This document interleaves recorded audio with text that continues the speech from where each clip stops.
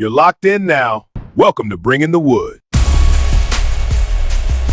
Come on, man. Y'all know why I'm here. Let's get this show on the road. Welcome into your favorite sports show, ladies and gentlemen. This right here is my. Ladies and gentlemen, this is the Bringing the Wood podcast, and I am your host, D Wood, up to no good on a good Sunday, man. Football Sunday, that is. Thank y'all for continuously showing up and showing out for your boy. We are right now here live on YouTube. We'll be going live for a few other places in the near future. But again, to all the folks tuned in on YouTube this afternoon, thank y'all, man. It's been a beautiful time. Hope your Sunday's been going well. I ain't gonna hold y'all long. Y'all know why I'm here. I told y'all already. Not the draft, my apologies. I'm already ready for the draft. But the combine is officially in the books. Ladies and gentlemen, the combine is in the books. Everybody done. Quarterbacks, O-line, D-line, linebackers, DBs, DNs, receivers, running backs. We all done. Everybody strapped up in Indy, and they're heading home. Scouts is headed either back to their colleges or maybe to some teams' pro days, because pro days about to get ready to kick off for some of the guys who weren't able to finish. Maybe not finish the year, whether it was injury or maybe you weren't ready to perform at the scouting combine because maybe you want to work on your 40 or you want to work on your strength. Whatever the case may be, you will have another chance at your pro day to do so. With that being said, first thing we're going to talk about, first things first, got to talk about first round standouts. First round standouts, and that means people who potentially could go in the first round or are going in the first round who stood out and kept their first round pick a bona fide lock. We'll start with the man, the myth, the legend. We'll start with one of the quarterbacks. Obviously, Fernando Mendoza didn't do anything. He just showed up, cheered on. They said he did great interviews, talked to well, did board work with the scouts. Again, it's looking like he's going to be locked in as the number one pick. Also, Ty Simpson showed out, ladies and gentlemen. Tested really well, I will say. Tested well, looked good on the field, showed a decent arm. Moved around well, threw the ball to receivers that he didn't know. That's always the key thing when you throw the ball around to receivers you didn't know. And I truly believe he might have locked himself in to potentially a first round pick, man. Maybe a mid to late first round pick. Obviously that 20 spot is looking real good to the Steelers. That looks like a spot that he could definitely do something at. So I'm definitely gonna say Ty Simpson for sure. Fernando Mendoza are looking like the only two quarterbacks who have a chance to go in the first round. Or first round standouts. Running back, obviously Jeremiah Love stole the show. 4.36, tested extremely well. Had one of my Titan reps, one of my friends, a Titan fan, talking about some. Hey, I wouldn't mind taking him at pick 4, man. 6 feet tall, 212 pounds, 32 inch arms. Just a beast, dog. A beast of a player. Just talented all around. Baller again. Vertical jumped out the gym, high jump. He performed well. I think he solidified himself as not only a first round pick, but this guy has a chance to literally be probably a top 15 pick, man, top half pick. I'm thinking about as early as number 4 to my Titans with my boy Aaron thinking we could take him at 4, or not thinking we're gonna take him, but wouldn't mind us taking him at 4. To literally all the way to number 9 at the Chiefs at pick 9.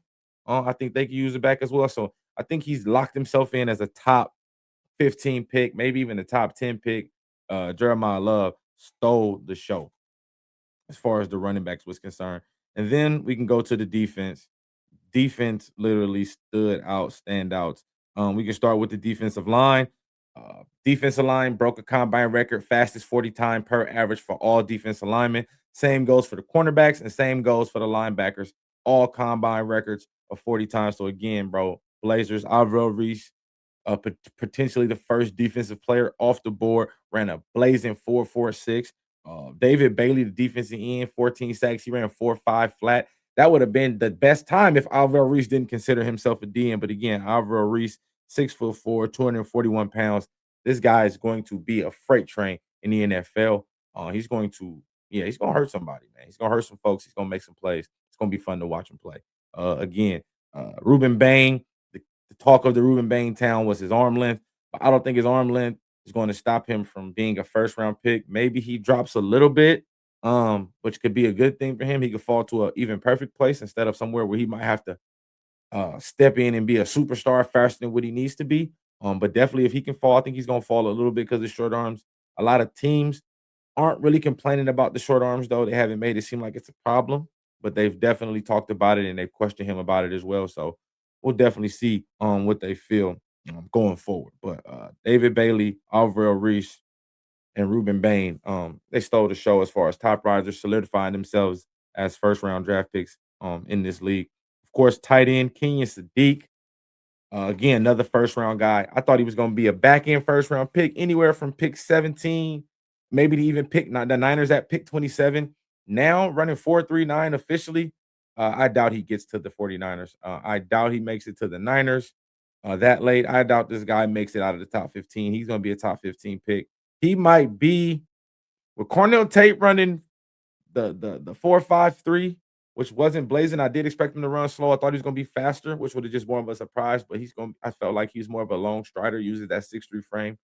But King Sadiq has an argument to be the first receiver taken off the board with that 40 time. Knowing that he's a blocking threat as well as not afraid to block, a willing blocker at tight end. I think this guy has a chance to literally be a top 15 pick in this league, top 17. He won't get out of there. A bunch of teams could use a tight end of his caliber, route running, playmaking ability, all of the above. So I'm excited, very, very excited to see where Sadiq goes. But again, draft stock not on the rise, but excuse me, stays right where it's at. He locks himself in at a first round draft pick as well. And again, Sonny Styles, middle linebacker, outside linebacker, any linebacker you want him to play, he's gonna play it. Uh, he was best in show. There was a lot of guys that impressed at the combine. There were some guys that did some amazing things. But this guy, Sonny Styles, 1,000% stole the show. 6'5", 244 pounds, 10-inch hands, 32-inch arms. Again, 43.5-inch vertical, 11.2 broad jump with a 4.46 40, with a 1.5 10-yard split. He was one of the best in the class. I thought this guy would have been between 10 and 15. This guy he can go as early as 6. What pick do the Commanders got? I don't have the draft list right here in front of me. But the Bengals could use a middle linebacker. The Cowboys could use a middle linebacker. A bunch of these teams, the Redskins could use a middle line. Oh, my apologies. The Commanders could use a middle linebacker. This guy is gonna go really early. Again, I thought anywhere between 12 to 20. When you go and test like this, along with he plays like this is a top 10 pick. This guy won't make it out of the top 10. Again, I don't have the draft list in my eyesight right now. We'll get that as time comes. But yeah, Sonny Styles for sure was best in show. And yeah, he locked himself into the first round and he might have locked himself into a top 10 pick with that performance. And then we'll go to the back end. Obviously, Caleb Downs didn't perform at the combine. He's gonna save it all for his pro day. But again, best in show, he's gonna steal it all. Again, they talked about him on the board work. His board work was there. He interviewed excellent with the coaches and all the staff, but it's a good day for him. But I'm going to give somebody else a shout out. Dylan Theismann, safety out of Oregon. When you watch him on film, he's fast, he rangy, he play in the box, he play over the top. He likes to play in the box around there. He likes to stop the run. He likes to play in the mix, plays in that slot, big nickel. Again, 6 feet tall, 201 pounds. But here's where it got good. 4.35 40 time, 41-inch vert, and a 10.5 broad jump. Put the tape on. The guy is explosive, very powerful. Again, instinctive, plays in the box like a linebacker sometimes, and then again goes out there and covers as well. So again, this is the guy who, again, will be a mid to late first round pick, starting safety. Don't know what pick the Minnesota Vikings got, but Harrison Smith is retiring. This could literally be plug and play, and he could be another 17-year career like Harrison Smith, or 14, 15-year career, just like Harrison Smith did for the Vikings. This guy looks like he can do that for y'all too as well. I think this would be a good pickup for them as well. Man, so again, a couple first rounders definitely. made a name for themselves, kept their names in the hat. Again, Ty Simpson is the big one. I think he's got a high chance um to go in the first round now with a great combine performance. And again, the O lineman Hog Molly showed out. Spencer Fano, the tackle out of Utah, was amazing. Played well, good feet. The tackle Max, always slay his last name, out of Arizona State. Only been playing football for 4 years. Started playing football at junior college, I want to say, and is now potentially a borderline first round draft pick tackle. I think he's going to be really good as well. Moreau Freeland, he had bad feet at the combine today. Watching him work, he kept stumbling in a lot of the drills, but they got him penciled in as a first round pick. I mean, you don't start at Georgia for no reason. A part of a playoff team and not potentially be a first round lineman. So I do think Monroe Freeland has a chance to be a first round pick. But again, he had a little sloppy feet during the thing. And then the last one, Caleb Lamo, the other tackle out of Utah. I think both these boys are going to be in the first round. Spencer Fano, a little bit more at the top 5, top 10. Caleb will go a little bit more towards the back end, but two plug and play tackles. Lamo's a little bit more pass. Fanu's a little bit more physical in the run, but has that pass background. That's why he's going to be a starting left tackle. But two guys that are definitely going to be first round picks um, in the NFL. Uh, and the upcoming draft will be in March, next month in April. So definitely that's going to be a lot. And we're going to keep it moving. Y'all know I like to get straight to it. You know, it ain't no reason to play around with it. Get straight to it. We getting straight into it. Man, we had a lot of guys earn themselves some money, rise their stock, put on a show, great performance, names that you might have not knew, names that I might have not knew that I had to go do some homework and research on as well. So we'll definitely, I'm gonna run through some names. I put a couple highlights of a couple of these guys. I won't put highlights of everybody. I want to definitely keep the time to a nice time. You know, I don't want to be here too long, but I definitely want to show y'all a couple of guys who stood out as far as not draft standouts. I'm ready for the draft. Combine standouts, dog. And we'll start on the first day. The first day was the defensive line.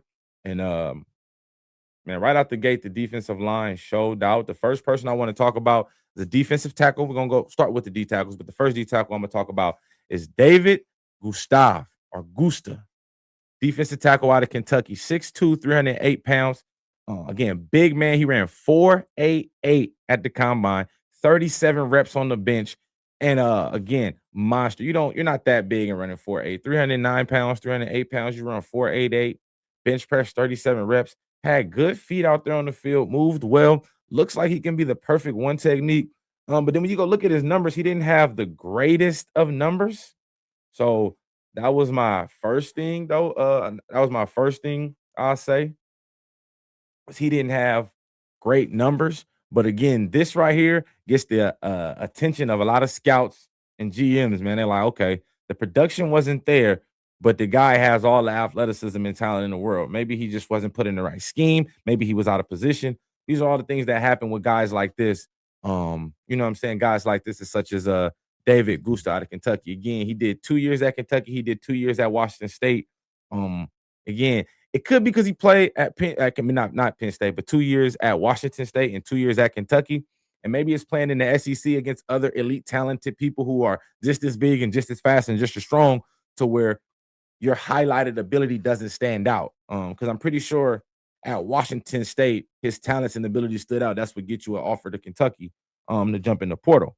But then you get to the SEC and you meet a bunch of other 308, 309 pounders who also bench 37 times on the bench and can also run 4.8. So I do think that's kind of one of the reasons why potentially I do think he might have uh, not been so productive when he got to the SEC, even though, like I said, that's a guy that you definitely would have wanted to see be more productive with the height, weight, speed he has in the production. And he even looked good at the combine, putting on a nice show. So again, Dave Gusta out of Kentucky was a big time performer.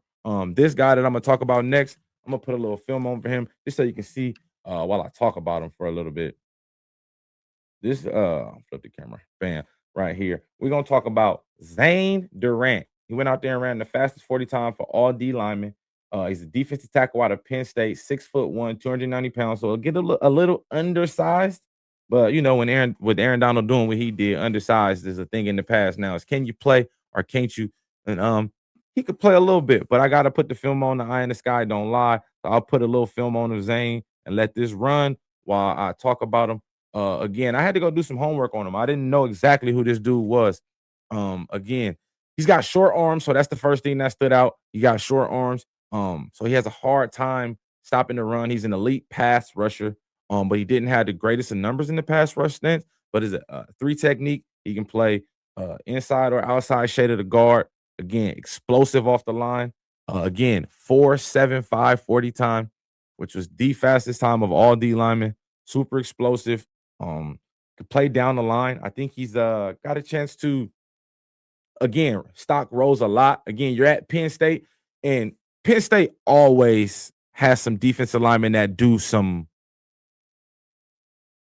fancy things, I should say, man. They had another guy in here, defensive end, 6'5", ran in the combine, ran 4.56. I almost put him as one of my risers, but Penn State always does this. Chop Robinson was there. Adafe Owe was another one of those guys. These dudes just naturally have freak athlete D lineman. Chop Robinson was just drafted a year ago. Like, these dudes naturally put on freak athletes at a time. And I just think that Zane Durant, again, has a chance to not only, like I said, right, he rose his stock a lot, but he definitely is gonna have a talk about why his numbers don't show with the way his freaking test numbers do. When you test that well, that's the first thing scouts are gonna ask, man. Like, hey, why weren't you so productive?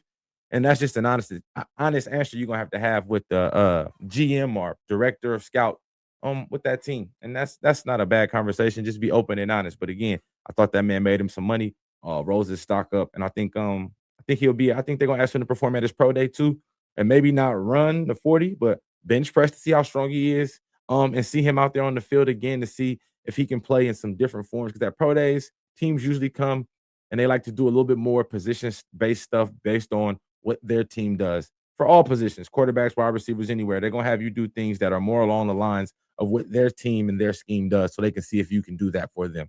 So I do think Zane will get a chance to definitely show his worth out there in the field. Next one, we'll go Malachi Lawrence, defensive end out of UCF.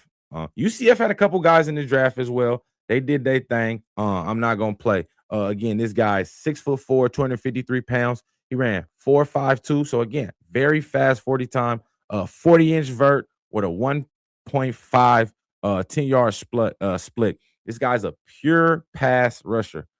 Kind of undersized. You can see he got a slim build when you get a chance to look at him. Real slim build, but I definitely think he's a specimen as far as like just the athletic pass rush ability. He looked real fluid in the drills. He's able to get in and out of his breaks very well. And I think with the athleticism, maybe he can have a little bit of ability to drop in coverage, which will kind of help with him not being able to stop the run so much. Maybe you bring him in on more passing downs. Right now, I see him as a early down pass rusher, which is fine. Early down not early down, but late downs and passing downs as an edge specialist, which will be fine. So I think that'll be a good look for him. I think he definitely impressed at the combine. A 40-inch vertical out of a DN shows he's explosive. That means that's that first step quickness, getting off the line, getting off the edge. And again, the vertical showed that. His high jump showed that again. So I think he's got a chance.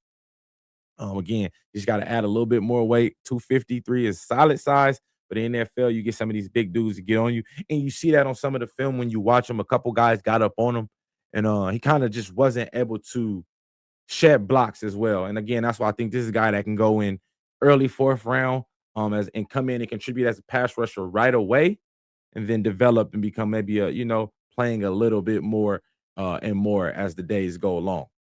Next, we got. Man, I know Imma pronounce this man name wrong. Ja Woo! Josiah Barham out of Michigan. 6'3", 240 pounds. So again, another one of these undersized pure pass rushers. Ran 4.6 at the combine, 33-inch vert, and a 10.3 in broad jump. Again, this guy's very, very twitchy. He showed a little bit of run stop ability. Even though he was small, he wasn't scared to put his nose in there. Again, but against the bigger linemen, when they went up against Oregon, you go put on the tape against Oregon, put up a game against Ohio State. Some of those first round, second round linemen, some of these linemen that are going to be drafted in this draft, they got their hands on them and they were able to really move him around. So I do think that was kind of tough for him. But again, uh, very physical, can play in the run, not afraid to play in the run. I should say that. I should say not afraid to play in the run. And I think that's a good thing. You got to be fearless, and that'll get you on the field for sure, for sure. I think that's the best thing he can do for now. But I'm definitely super excited to see what Braham can do. I think he upped his stock again. This is one of those late day 3 guys, might go in the 5th round, 6th round, who's an instant guy. You can play him on special teams. Again, bro, special teams is a way to get on the field. You get on the field by playing special teams, make a few plays there, and you never know where your career could go from there. Ask Terrell Davis, man. Play special teams, and now he's a Hall of Fame running back. So trust the process, and just try to get drafted. Try to just get signed, even if it's an undrafted free agent. Next, we're gonna go to the linebackers. I'm going straight down the list. I did 2 D tackles, 2 D ends. We're gonna do 2 linebackers that I believe stood out at the combine. Next linebacker I have for y'all, and obviously we know that Sonny Styles stole the show, but there was a guy, 2 guys that if Sonny Styles didn't blow the combine away, these dudes would have definitely 1000% had a chance to not only be the top dog, but literally update, be probably the first linebacker taken or very, very high on the list. And this one right here is Jacob Rodriguez, linebacker out of Texas Tech. He won the linebacker award of the year. He finished on the Heisman list, and this guy's still not going to be a first round pick for whatever reason that is. But I'm letting any and everybody know that you're getting a dog, a DOG, a real one in a real way. You're going to get a dog. You're going to get a leader of men. You're going to get an athlete. He's an ex-quarterback for starters, 6'1", 230 pounds. He ran 4.5 at the combine, which is very, very fast for his time. Again, 38-inch vertical, a career 13 forced fumbles, and he had 7 of them last season. This guy is a playmaker. What else? What else do I see? Super instinctive is what I wrote down. Plays the run well, can cover, scored a couple touchdowns on offense. Again, Heisman Trophy finalist as a linebacker. But I do believe the ex-quarterback is what makes him a playmaker and what makes him super smart and understands what to do at linebacker. You know what I'm saying? He's like the quarterback of the defense. So it was smart for him to go from quarterback to linebacker. I don't understand how that happens, but the fact that, he made this transition and now it's potentially probably going to be a day 2 I'm gonna say I want to say early 2nd round pick, but I'm gonna say a 2nd round pick. Just somewhere in that 2nd round, I see Jacob Rodriguez getting on your team and probably being a starting linebacker, your starting middle linebacker for the next 10 to 12 years.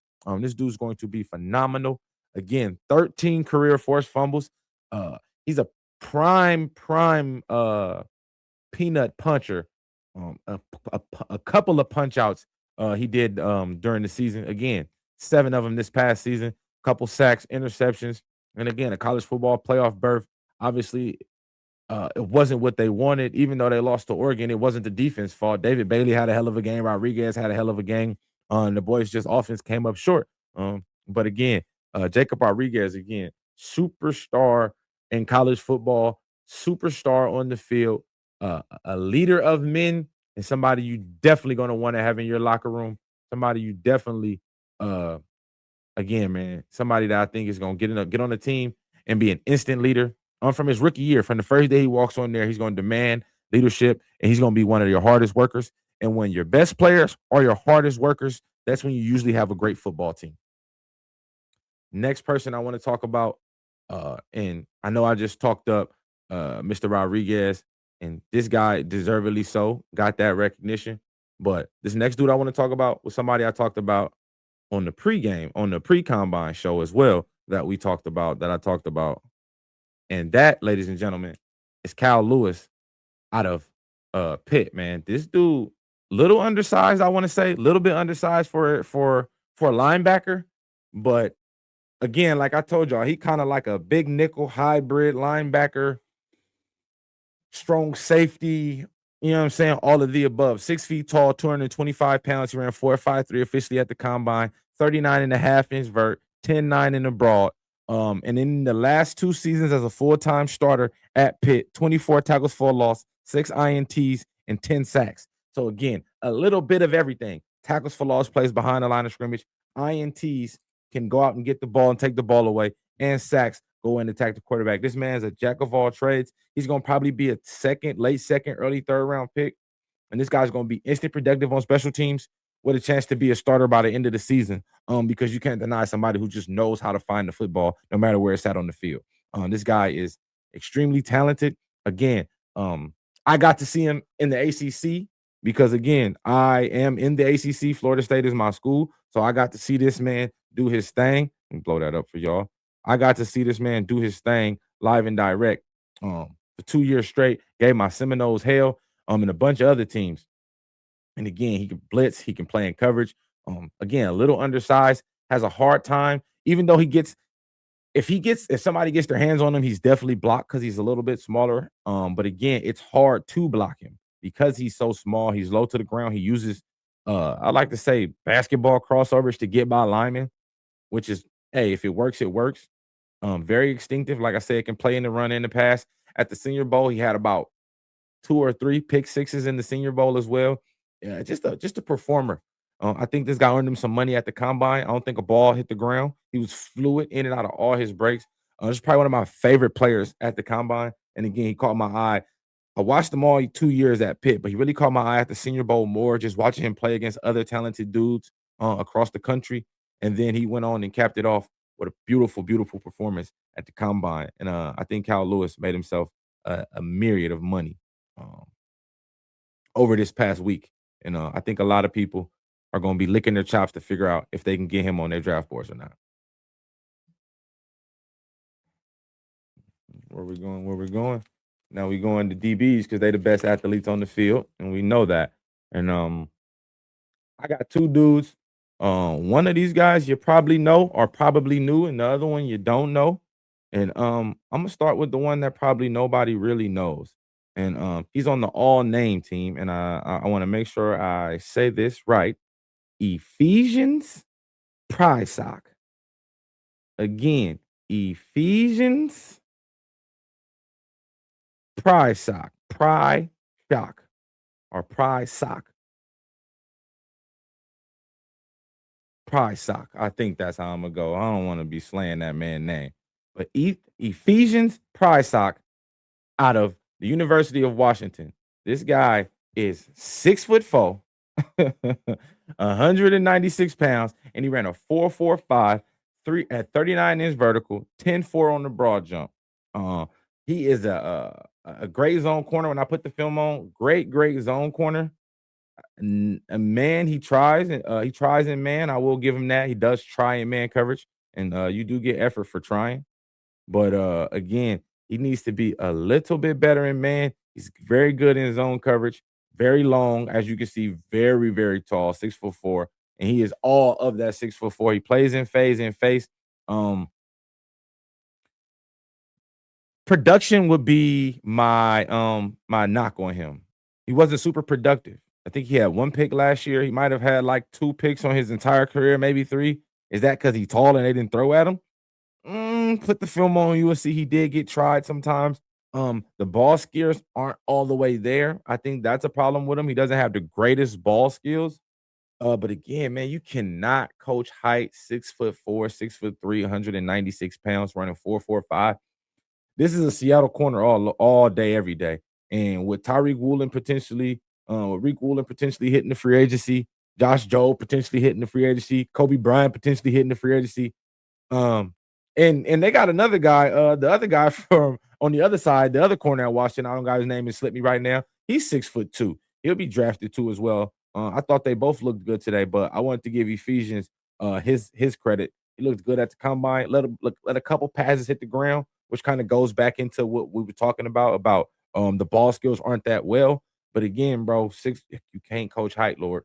You cannot coach height. 6'4" is 6'4" all day, every day, and twice on Sundays. And he'll be playing on Sundays, ladies and gentlemen. Very, very much on Sundays. But again, I think he needs to work on his off coverage, not his off coverage, because he plays a lot of press, everything in press. Even in zone coverage, he plays press, which is no problem at all. But I just think he has to work on off coverage. Again, being that tall, being that long, if you're able to see, if you can see what's in front of you and be able to see it and make plays on it, I think that'll be fun. And then again, working on his ball skills, and I think that could be coached up. Ball skills are something you can coach up with drills and the right DB coach. So Ephesians Frysock. And I know that's wrong, but I know Ephesians is the first name for sure. Ephesians. So I'm just gonna call him Ephesians. 6'4" Ephesians. Best believe it. But yeah, he's going to be one of those guys that I think is a day because you can't coach height. I want to say day 2. So maybe late second, early third round pick. I think he has a chance to be a good pickup again, bro. 6'3", 6'4". You could just put him out there and you gonna and the offenses will just think a little bit before they make a chance to throw at somebody like him. In my other corner that I got, another person who upped his stock, who performed really well at the combine, is Malik Muhammad, out of the University of Texas by way of Oregon. I thought he never should have left Oregon. I think he left Oregon because he thought Texas was finna do what Oregon did last year and make that playoff run. And he picked the wrong school and he went to the wrong place, but it didn't stop him from being the player he was. Malik Muhammad is a baller. I thought he was really good at Oregon his freshman and sophomore year. I thought he was going to be a first round pick. At Texas, he was still a baller, but it wasn't a lot of winning happening. So I think he's going to fall out. But I think this guy's a early. I think he's a day 2 pick. I think he's a potential starting corner. And he could definitely play in the nickel too. He played a lot of nickel at Oregon, and then they kicked him outside. He played outside at Texas as a true number 1 corner, 6 feet tall, 182 pounds. So a little bit not a little bit undersized. I had 182 pounds, and I think that's what kind of dropped his stock a little bit too, is him being a smaller guy.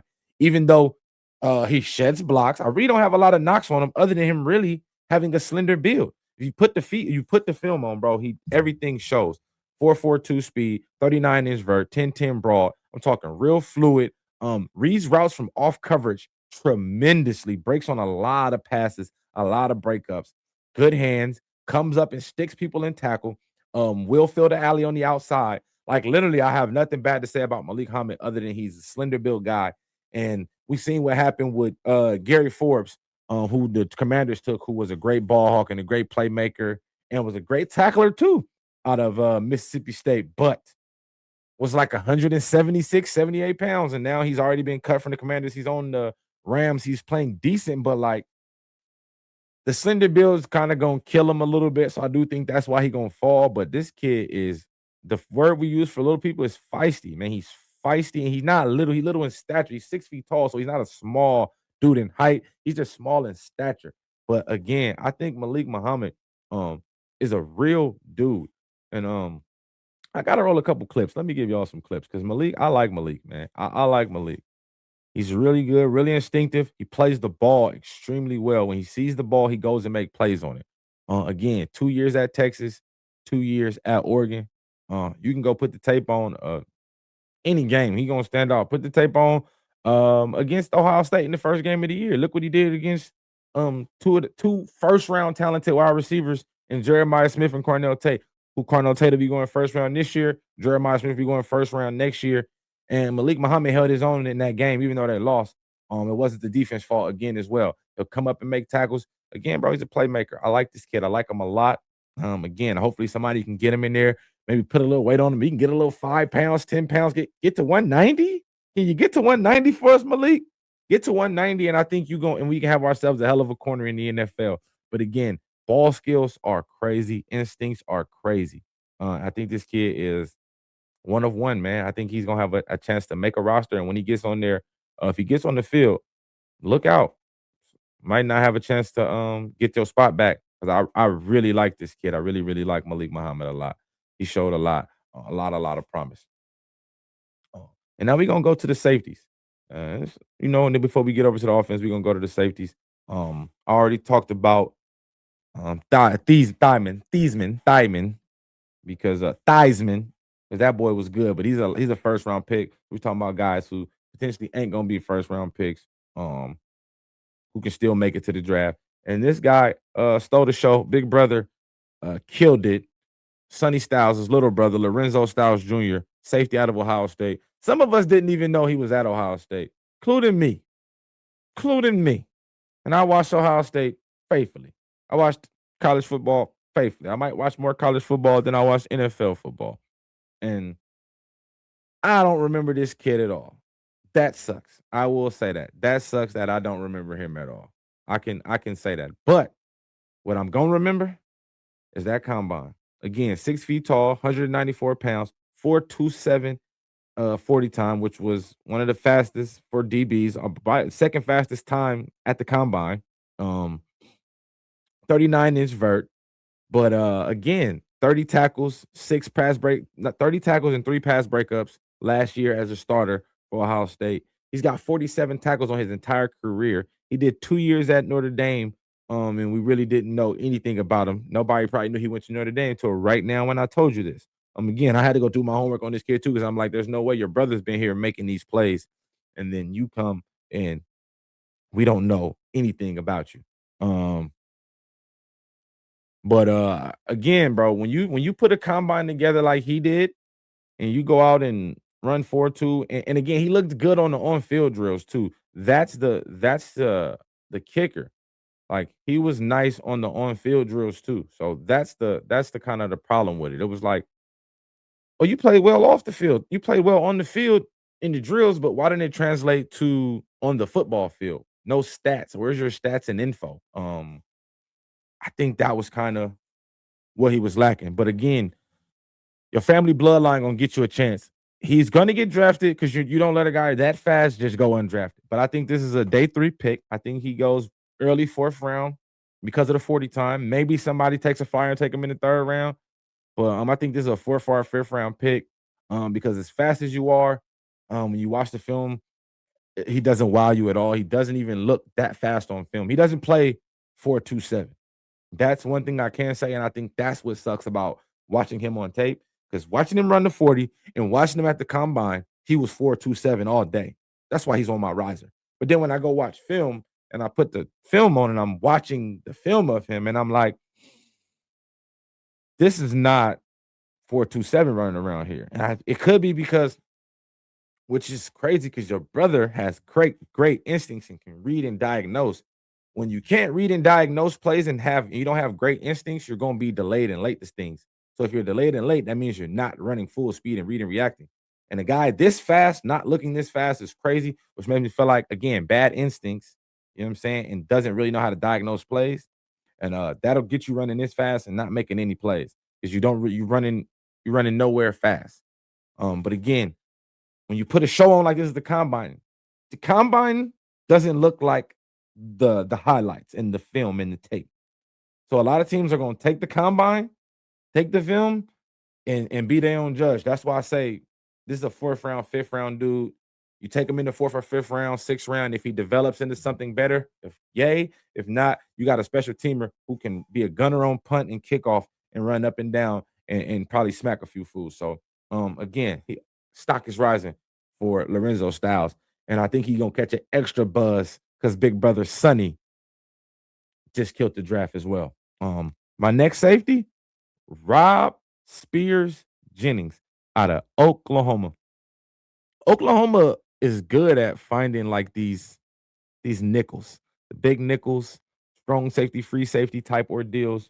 Um, and Rob Jennings is that 6'2", 205 pounds, ran 4.32, 35-inch vert, 10.5 in the broad jump. Super athlete. When you put we're gonna watch some film. Let's just put some film on the Rob. Super, super athlete. That's what I want to start by saying. Super athlete, Rob is. And he flies around very fast. Not afraid to hit people. Playmaker. Gets his hands on people. Runs the alley. Not afraid to support and run.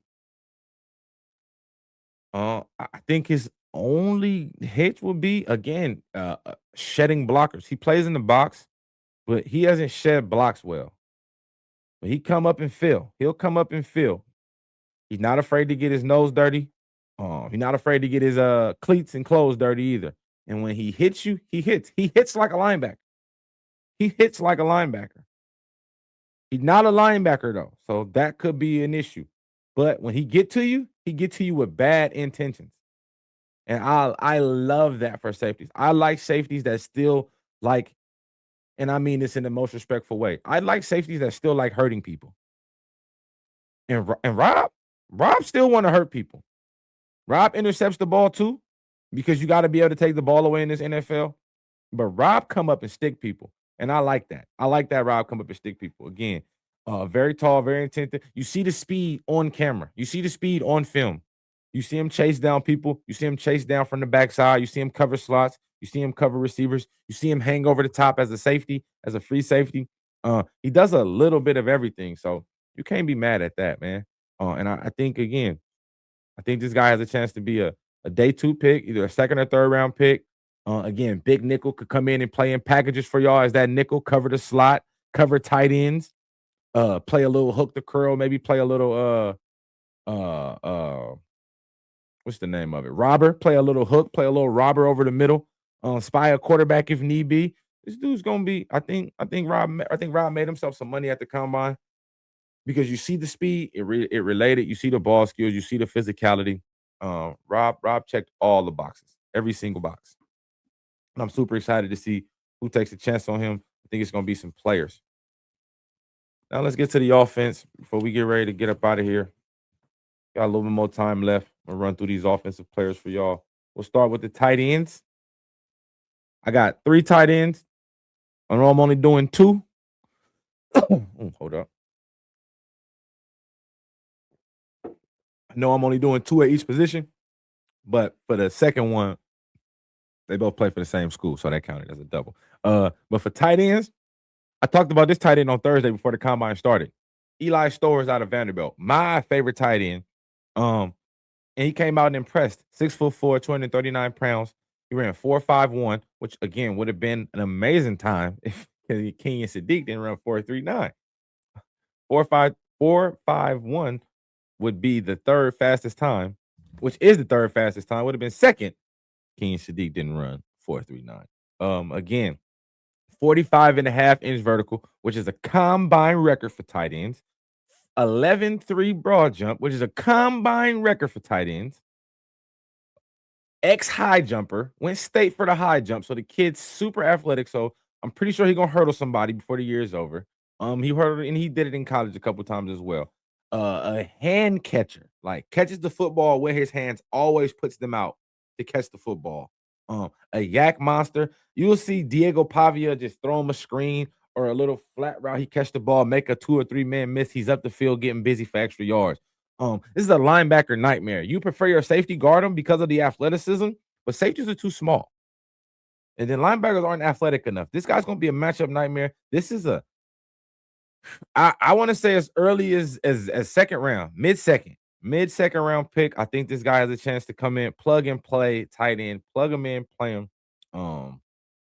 He reminds me of Mark Andrews of the Ravens. Remember Mark Andrews coming out of Oklahoma? He was big, fast, a lot of run after the catch. People probably don't remember that now because of time, but go back and watch Mark Andrews in Oklahoma. Good run after the catch guy, big, physical, go up and attack the ball, attack the seams. Oh my goodness. Eli Stowers is gonna have a big time career. This guy gonna have a chance to be a rookie of the year candidate. If he gets with the right offense and the right quarterback who enjoys feeding tight ends, they'll have a big chance to do so. But yeah, Eli Stowers, man, I'm thoroughly intrigued to see where he goes and how his career pans out in the NFL. I like ex quarterbacks that change positions. They usually become successful, especially when they do their thing. They usually become successful when they change positions like this. And I think Stowers is going to be the next example of said quarterback switching. It's like we talked about Rodriguez earlier at linebacker. This guy's doing it at tight end. And I think these dudes are going to be rookie impact player, a defensive and rookie of the year candidate, and both of those players. I said it here first.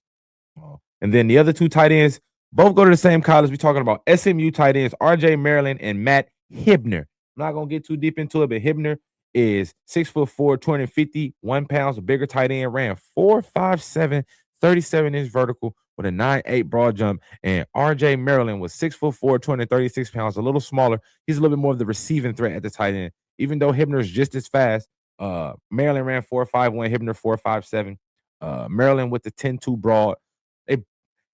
And the thing is, they played both of these boys. SMU runs a spread attack. They run a spread. Usually it's 4 wide receivers or 3 wide receivers in the tight end. They was doing 2 receivers, 2 tight ends. because these dudes make plays and they block in the run game really well. Not the RJ isn't the greatest run blocker, but he's a willing run blocker though. He not gonna duck the smoke and you know what I'm saying, just be a slot tight end. He still put his head in there and tries to block. He got beat some time on some plays. You can see some bigger DNs and outside linebackers thumped him a couple times. And there was a couple times where he got mauled, but he got mauled just enough to the running back got by. Like sometimes you just gotta hold on just enough. Or for all linemen out there, it's cool to get beat, but just get beat very slow. So that way it still get a play time to develop. Linemen are gonna get beat, but just get beat as slow as possible. That's kind of what I have to say about O-line and tight ends and blocking. Yeah, you're gonna get beat from time to time, but just take your time getting beat. And then I'm not even gonna get into the O linemen as individuals, but I just want to say all the O linemen raised their stock. I'm literally still watching the reruns again because the O line group was truly impressive. We had 9 offensive line runs sub 5 40 times, which is amazing. Their feet work was crazy. I already talked about a couple of the dudes. Um, Miami, and y'all know how much I hate the. I'm a Florida State fan through and through. Miami has to have the biggest team in college football history. I don't know if this is true, but for any Miami fan out there, can you just go do some research on like all the Miami players, bro? They're freaking humongous, bro. They got a 6'9" tackle here, a 6'6" tackle, 2 tackles. They got a 6'6" guard. They got a 6'4" guard. Like these dudes are towers. And then we still got Ruben Bain and Akeem Mazador on defense, who are both gonna be first round ends, who are massive human beings, bro. The U needs to chill out, bro. I'm not here for that. I don't care for that. Not even a little bit. Not none. Not none at all. But next, ladies and gentlemen, we're gonna go to the QBs. And the first QB is none other than the man who kind of stole the show, Taylor Green out of Arkansas. I know we wanted to see him do more. People probably want to see him run another 40. They probably want to see him do another vert and all of that. But I respect him for turning that down. I respect him for turning that down. He understands exactly what the NFL would try to do to him. The first thing they did when he ran that 40, he ran a 4.36. Which is the second fastest time for quarterbacks all time. He jumped 43 and a half inch vert, which is the highest vertical for quarterbacks all time. He also, ladies and gentlemen, 11.2 broad jump, which is the highest broad jump since 2003. They seen all that at 6'6", 230 pounds, 227 to be exact when he weighed in. They seen all that, and the first thing they thought was, hey, man, you want to run up and do some wide receiver routes after this? And that's why he didn't run another 40. That's why he only did one of all of those, just so they could see the athleticism.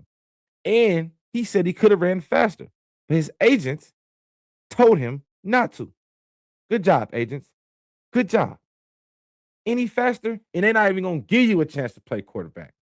They're going to look at the mistakes you made in college, look at the lack thereof production you had, and they're going to automatically try to hurry up and turn you into something other than a quarterback that you've been playing your whole life. Now, I'm not saying that Taylor Green is going to go to the league and be a hell of a quarterback. I'm not saying that, but I'm saying he damn sure deserves the opportunity to go to the NFL and play quarterback and try to be a quarterback because that's what he's been playing his whole life. If he can't succeed at that, then yeah, they're gonna try to Terrell Pryor him or Braxton Miller or Matt Jones. You know what I'm saying? Or Taysom Hill. Yeah, they're gonna try. But I do believe this man deserves the right to go play quarterback because he does have moments where he played well. I think he plays actually pretty decent in the pocket from time to time. He actually throws the ball worse when he's rolling out and trying to make plays outside the pocket. Because most of the time when he roll out, he really be thinking about running. And when he got to Arkansas, I think like schools wanted him to throw the ball more. And I think he just worked on like trying to throw the ball while running. And it wasn't really that good. So I do think he needs to work on throwing outside the pocket, which is crazy for somebody who's a dual threat at that level. You would think he'd throw a little bit more better off platform. But he doesn't, and that's fine. But Taylor Green again, man. He's a bad decision maker when he's being pressured, and I think that's a lot of young quarterbacks. So that's mechanical issues, that's coaching. Again, my thing on why he might not be able to be a quarterback is just the height. Like we ain't really seen too many 6'6" quarterbacks be good, whether they fast or slow. Brock Osweiler and a bunch of Brandon Whedon and a bunch of other guys that I could name. I feel like it's a dude, Bailey Zappi.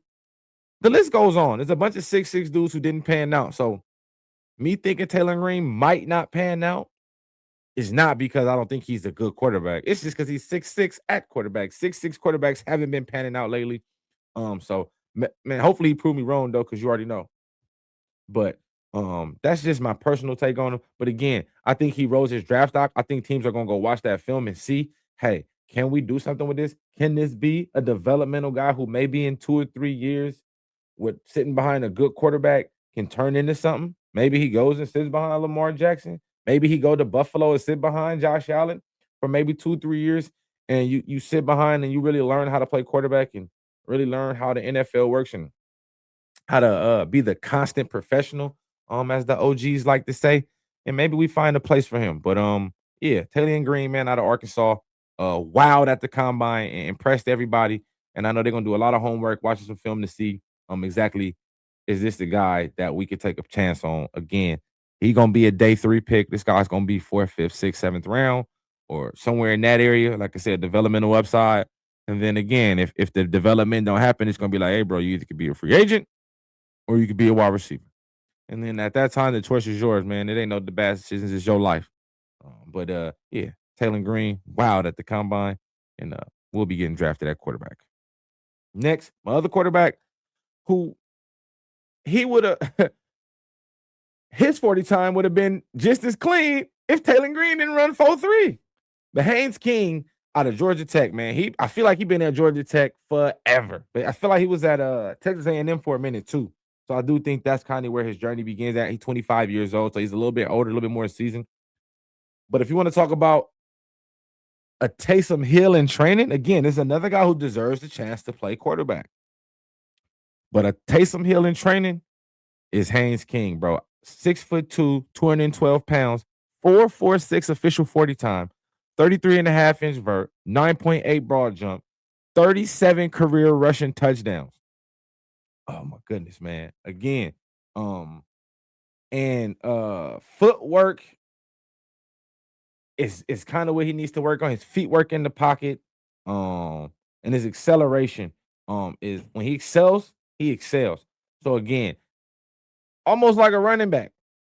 Again, this Taysom Hill mode. And that's why I say he's gonna get a chance to play quarterback because he got better every year as a quarterback. I'm not saying he was the best quarterback, but every year that he got to Georgia Tech, he got better as a quarterback in his decision making, in his game managing, and in just flat out winning football games. So I do think Haynes King has earned the keep to try to play quarterback at the next level for a little bit. But if not, again, the Haynes King Taysom Hill comparison is a real thing. I'm gonna put on a few of these highlights just so y'all can see, man. Again, red zone is free money, dog. Like this is what he does. He gets the ball. He's put his shoulder in somebody's chest. Again, 212 pounds. So he's not just some thick built quarterback that's just out here, you know what I'm saying, humping and dumping, like really putting it on. No, he's a smaller guy. But the physicality he has when he runs the football is second to none. His determination to get in the end zone, to get for short yardage. That's why I said, like, this kid could be a Taysom Hill build if the quarterback doesn't work out. And again, you see the 4.46 speed. We always knew he was fast because he had a lot of breakaway runs at Georgia Tech. But 4.46, holy Toledo's Batman. Haynes King, sir, you truly impressed today at the combine. You threw the ball pretty well too, as well. Again, and I like when they thought about the combine because again, you're not throwing to your people. So if you can get out there and have a decent day throwing the ball to me and my homies, you ain't never threw with us, like it's a good look. But again, as you can see, half his highlights are going to be a lot of rushing touchdowns, 37 of them to be exact. But again, this guy is a freak athlete, and again, just a winner. He brought Georgia Tech to winning. Who would have ever thought Georgia Tech would be a winning school, have winning ways, and he was the reason of it, man. Again, 37 career rushing touchdowns. Teams are going to ask him too. Hey, man, how would you feel about playing tight end? How would you feel about playing H-back? You know what I'm saying? How would you feel being a gadget player? And then again, man, beauty's in the eye of the beholder. If you don't want to be a gadget player, you don't got to be a gadget player, dog. Speak your mind. Hold your peace. Don't hold your peace. Speak your mind. And if that's what you want to do, then that's what you want to do. But I do think Haynes King, again, has a chance to be a decent player in the league, even if it ain't at quarterback, even if it's at another position. Again, the running ability is second to none, man. Again, he's probably the best running quarterback in college football last year, which makes complete sense. And yeah, he was like that. And I think he's going to continue um that physicality. He can't help that. Like they're gonna definitely tell him, especially while he's playing QB, hey, you're gonna have to run out of bounds some, you're gonna have to slide some. You're gonna have to work on those things, right? Sliding, getting out of bounds, those things are gonna have to happen. If you can't do that, and yeah, you're gonna be a position where we're not gonna tell you to do that, and you're gonna play running back or tight end or H back. And then yeah, you can run into people all day. But if you want to play quarterback in this league for a decent amount of time, you gotta learn how to take a little less hits, bro, especially at 212 pounds. Them dudes in the NBA hit weights the dudes in the NFL hit the weights every day. They will hurt you. They will hurt you. But now we on to the running backs. I told y'all we're moving right along. First one, he not the best one. He not the highest riser, but I want to get him out the way first. Jam Miller out of Alabama. Jam Miller, 5'10", 209 pounds out of Alabama. Was real hurt this year. First year actually getting to be the starter running back, and he was in and out of the lineup all year. Never really gave Ty Simpson a run game. They never really had a run game all year. That's another reason why I do think Ty Simpson might sneak into that first round, because as bad and as up and down as he was in the second half of the year, he never had a run game the whole year. So to show the highs that he had and the lows he had, he never had a run game at all, and the defense was sporadic. I think that's what helped Ty out, especially with the performance he did. But Jam Miller, again, if he could have been healthy, I think this guy would have helped out Alabama a lot. 4.42. I was surprised at the 40 time. He doesn't look that fast on film, and that could be because he always hurt. So never really get to see him run hard. He probably always playing hurt. So those are kind of things I think about when I see people who don't look fast on the field be fast at the combine or in other events like this. I'm like, okay, he was hurt all year. He missed about 4 or 5 games. So maybe he played all year hurt and never had a chance to really break a long run, never had the chance to show off that 4.42 speed that he also had. Um, I call him a poor man's Josh Jacobs. If you watch him, he runs hard. He's got the same little jump cut like Josh Jacobs. He's got that little Mark Ingram, Josh Jacobs build, big head, big shoulders, big legs, stocky. You know what I'm saying? Like, looks the part. He could potentially be one of my greater later players, but we gonna see. It's all about his health with me, man. The injury bug killed him, but if he can stay healthy, or maybe find a role where he's gonna be a rotational back in somebody's lineup, I think you can get you a good back. Again, this is a day four. It's not a day four. It's a day three guy. We talking fifth round, fourth, fifth round. The running back class is deep, so you're gonna be able to get contributors deep into the fifth, sixth round. You seen Cal Monungai from the Bears last year. He was a sixth round pick or a fifth round pick out of what's that, Wisconsin or Rutgers, one or the other. I just can see a red school right now. Um, and again, bro, he was arguably the starting back with DeAndre Swift for the Bears. So running back class, real deep. You can get a talented guy in the late rounds. And speaking of a talented guy in the late rounds, this guy first hit the scene for me at the Senior Bowl. So again, played in the SEC all year, played at Arkansas. Arkansas only won 2 games last year, so I wasn't watching Arkansas games. Oh, but when this man got to the Senior Bowl, oh, I seen him. Mike Washington Jr. If you watch the combine, he blew the combine away. But if you go back and watch his Senior Bowl, that man ran that ball at the Senior Bowl. And again, bro, you Senior Bowl, you with the best of the best. And you ain't even playing with all your guys. So what can you do when all eyes on you? And Mike Washington Jr., he did that. We're gonna give y'all a little Mike Washington highlights. I got to. Because I was excited when I seen this. I was like, all right, show me something, Mike. Again, he catch the ball out the backfield, which is what I wasn't expecting. He showed he catch the ball out the backfield. He showed it at the combine. Um, when I started watching film, I was like, okay, there's the 4.3 speed. Again, the guy ran official 4.33 with a 1.5 split, 39-inch vert, 10.8 on the broad. So the size and the speed is there. The guy 6'1", 223 pounds. So again, he's not a little guy at all. 223 pounds at 6'1", and he plays with speed and power. He doesn't really try to run out of bounds all the time. He's trying to finish the run. He's going to try to run through tackles. And I like that about this dude. He's a journeyman. He was at New Mexico State first, then at Buffalo, and then at Arkansas. I want to give him this credit. I went and looked. He had his best season at Arkansas in the SEC versus the best talent. That's what teams want to see. Okay, yeah, you played at all these schools, but what did you do at these schools? And then at the best school you played at, what did you do? He saved his best for last, and he was the best at the best school. He needs to get a little bit better in pass pro. To be that big, you would think he'd be better at pass pro, but I think he be trying to block with his eyes closed, because when you see him try to pass pro, he just be lunging. Like, he automatically think like whoever running at him wants to run through him.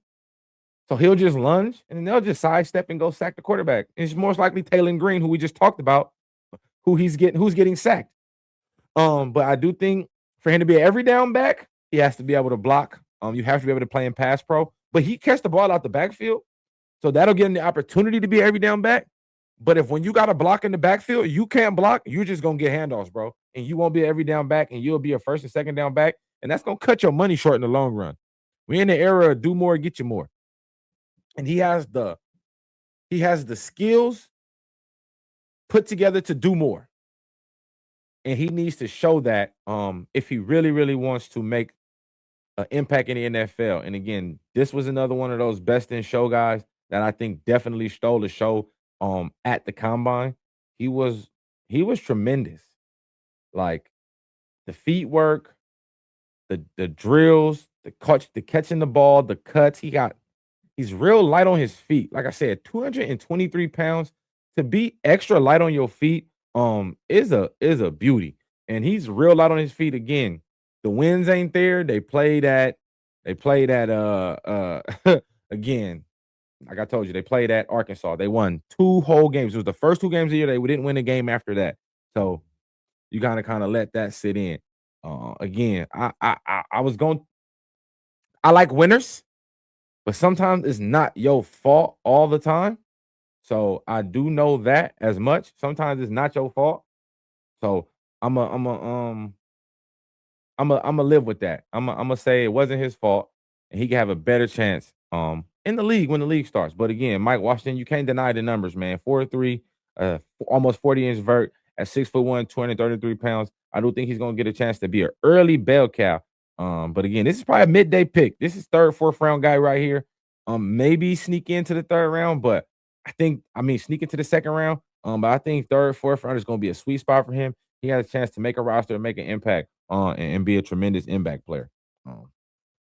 Now we're gonna talk about the wide receivers. We got wide receivers, and we're gonna be about finishing up here. Yeah, man, I'm rolling right along. We're gonna finish up with the wide receivers, and I'm gonna talk about 2 dudes, two wide receivers. One from a small school, one from a bigger school. But both are big dudes. And the first one I want to talk about is Ted Hurst out of Georgia State.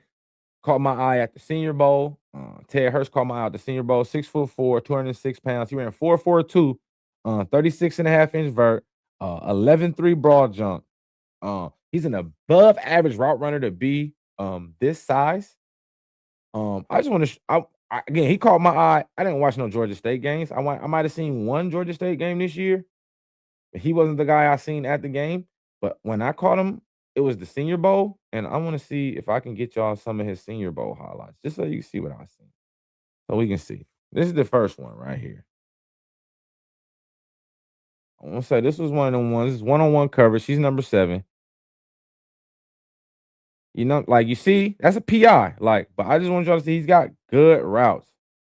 And put the ball up, and this is where he makes his money at. That's where he makes his money at. 50-50 balls, contested catch. But I'm gonna show y'all that one again. Again, the 50-50 ball is where he gets his money at. One hand goes up and tacks it. He makes another catch like this too in the practice. I'm gonna see if they're gonna show it again. And then I'm gonna show you the catch he made at the combine as well. Look, great route runner, wins right off the line of scrimmage. He got good feet. There goes one of that tall corner from Washington. Again, I like this guy. This is where he caught my attention at. Good routes, it's good off the line. See that one? He jumped too early, but the explosiveness is there. This is a guy that I truly liked. He played well. I liked him. He earned my keep at the Senior Bowl. Again, extremely talented. I thought he was super uber athletic. Let me see if I can get the combine highlight. I just want y'all to see the catch. He makes spectacular catches all the time. Let me get one more for y'all. Let me get his combine highlights. I know they're gonna show it.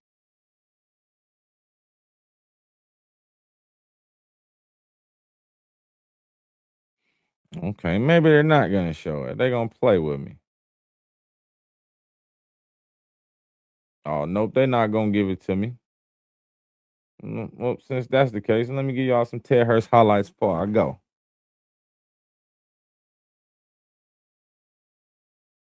The man's a playmaker, dog. I like this dude. This is a guy that I would like for us to take if we can tighten up. I like this again.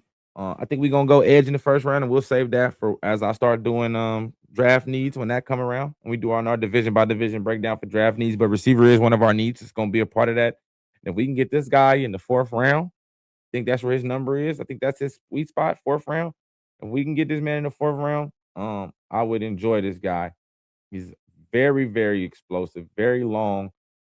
Just a good football player all around. Like I said, man, he's good catch radius, not afraid to go up and get the football. And I think we're gonna need that. 50-50 balls, more of them is more like a 70-30 with him, or a 60-40.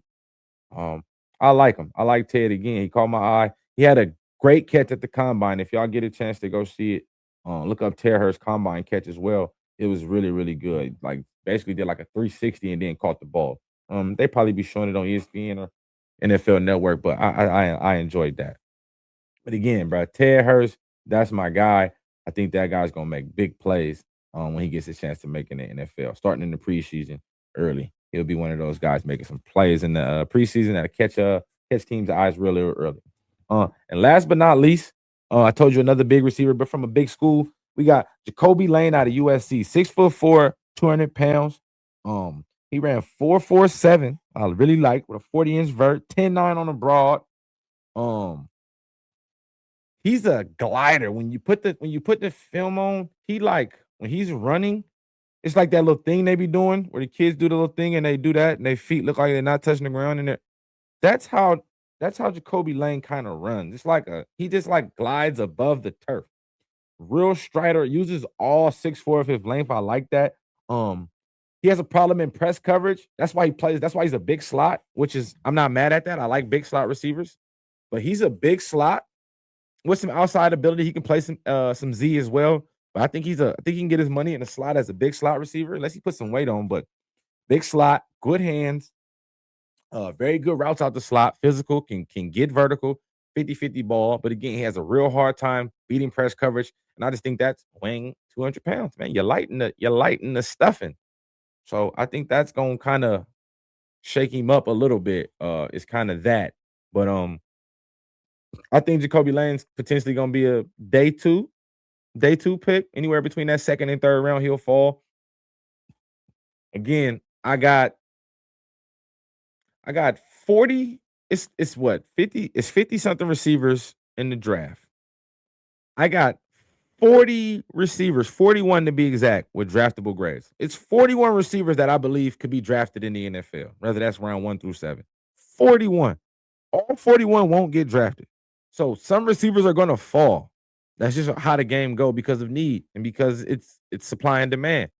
So some receivers are gonna fall, and you're gonna see an undrafted free agent that's gonna take off and be great. You're gonna see some 6th and 7th round picks that's gonna be great. And it's because of just we're pushing out so many receivers now in the era of football we in. We in this era now where we're throwing the ball, throwing the ball, throwing the ball. So now you need 3 receivers minimum as starters, and then you're gonna need at least 2 good backups because one of them 3 gonna get hurt because we throwing the ball every play.